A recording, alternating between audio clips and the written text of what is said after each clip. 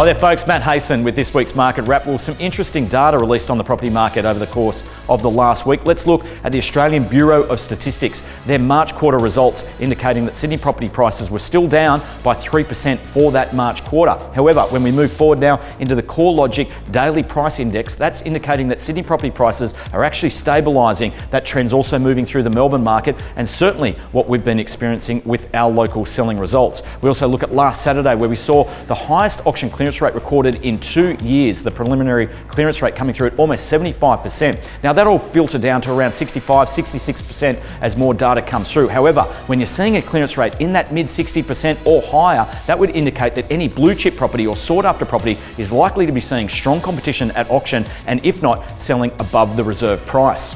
Also, we can see in this graph here, there is that continuation of falling stock levels right across the Sydney market as we march further into the winter period. Now, one would assume that with increasing buyer enthusiasm and falling stock levels, that there would be competition for every property, but it's not so much the case. In fact, speaking with many buyers at the present time, they are looking around in the market and are actually frustrated that there isn't a better array of properties to make a good buying decision.